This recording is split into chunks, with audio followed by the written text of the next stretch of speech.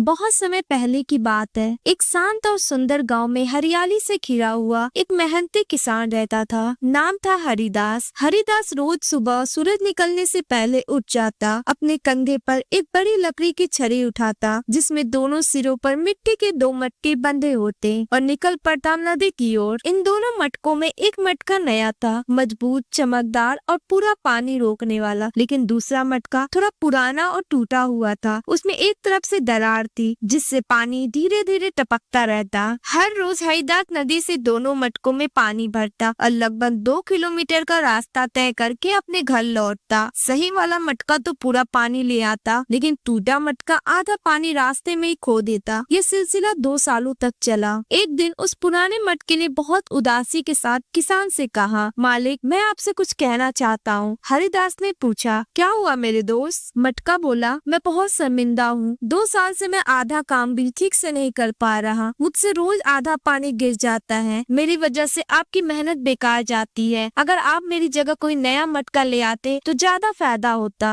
हरिदास थोड़ी देर चुप रहा, फिर उसकी आंखों में मुस्कान चमकी। उसने कहा, चलो आज एक काम करते हैं। जब मैं आज पानी भरकर लौटूं तो तुम रास्ते के दाईं तरफ ध्यान से देखना। मटका थोड़ा हैरान हुआ लेकिन चुप रहा। अगले दिन जब वे नदी से पानी भरकर लौट रहे थे तो किसान ने कहा, अब देखो दाईं तरफ क्या दिख रहा है? मटका हैरान रह गया। पूरा रास्ता रंग बिरंगों फूलों से सजा था। गुलाब, सूरजमुखी, चमेली, गेंदा, एक के बाद एक जैसे प्रकृति की मुस्कान जमीन पर बिखरी हो। मटका धीरे से बोला, ये फूल कहाँ से आ गए? हरिदास मुस्कुराया, जब मुझे पता चला कि तुमसे रास्ते में थोड़ा पानी टपकता है तो मैंने जानबूझकर तुम्हारी तरफ बीज बो दिए थे। तुम रोज उन्हें पानी देते रहे और अब देखो कितने सुंदर फूल खिले हैं। अब जब लोग इस रास्ते से गुजरते हैं तो इन फूलों को देखकर मुस्कुराते हैं। मटका भावुक हो गया, उसकी आंखें झरझर बहने लगी। किसान बोला, तुम्हारी कमी ने दूसरों को खुशी दी है, यही तो असली खूबसूरती है। अधूरा होकर भी तुम खास हो। इस कहानी से हमें सीख मिलती है कि हर किसी में कोई न कोई कमी होती है, लेकिन अगर नजरिया सही हो तो वही कमी किसी और के लिए खुशी का कारण बन सकती है। जैसे टूटा हुआ मटका अपनी कमी के बावजूद रास्ते में फूलों को सींचता है, वैसे ही हमारी कमियां भी दूसरों की जिंदगी में खुशियां ला सकती है। इसलिए अपनी कमियों को अपनाएं और उन्हें अपनी ताकत बनाएं।